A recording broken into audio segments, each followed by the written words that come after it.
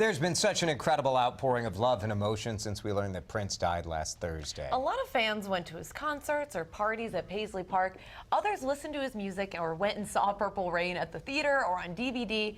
But many may have never met Prince or even seen Prince in person. So we're talking today about losing Prince and what it means for us. Joining us now is relationship guru Kirsten Lynn Seal.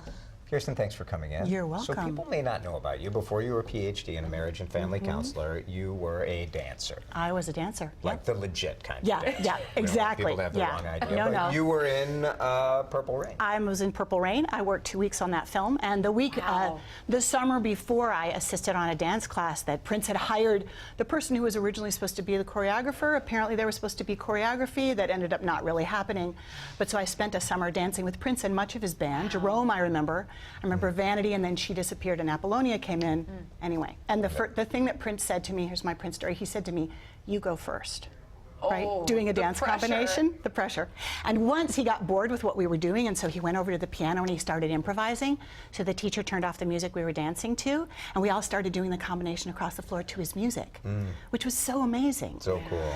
Yeah. So you have this, I mean, that's a very personal story. Yes. You were there, you have those memories, but for someone, for maybe like the rest of us, we've never met him. We just have his music, but it still has that very emotional connection. It's really connected. So it's interesting because, I mean, I think there's a part of this that has to do with celebrity, and there's a part of this that has to do with music. So the way music connects with emotion in the brain, they're finding out that there's a place that sort of, that governs our self-representation, so sort of how we think about ourselves. So there's actually a lot of research on how that happens. It's so interesting because I really feel like the reaction we saw is very unique to a music star. Yes. You wouldn't see this with an actor or a film director, even like an acclaimed, like a Martin Scorsese. Right. No, not so much, because the thing is, music, it's like the soundtrack to our lives. Do you know, they speak for us, right? I'm even thinking, before I came in today, I was sitting in my car, because I got here early, because the traffic is always so bad, and I was listening to 1999, and there's that line, life is just a party, and parties weren't meant to last. And I was like, man, I'm sitting here, and I'm hearing this message that's really important to hear.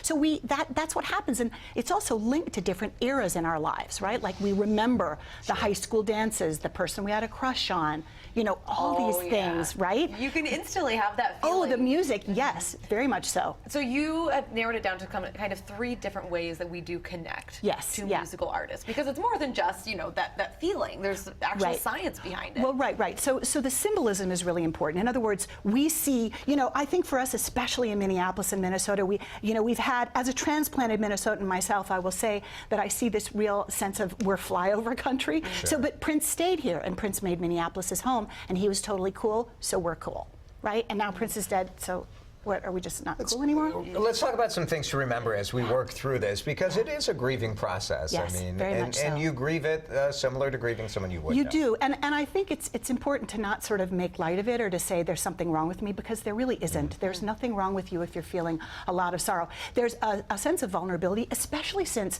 apparently Prince said save your prayers or something on the Tuesday night. And but like, for example, when Robin Williams died, so he's not a musician, but somebody who's very connected to people, calls to the crisis connection rose. I have a colleague who was working on that, and she said that the calls just spiked because people became really upset.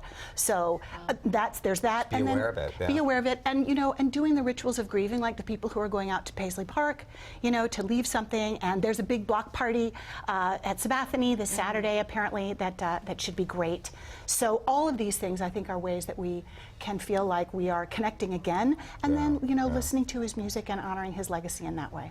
Well, you sent us this line, artists make their art in order to affect our lives, so when we feel strong emotion upon their death. It's natural. Wow. That is natural. Really good. Kirsten, thanks so much for coming in and for sharing. You look beautiful in purple. Why, thank you. This is my most purple thing I have. I love it. Yeah. Thank you.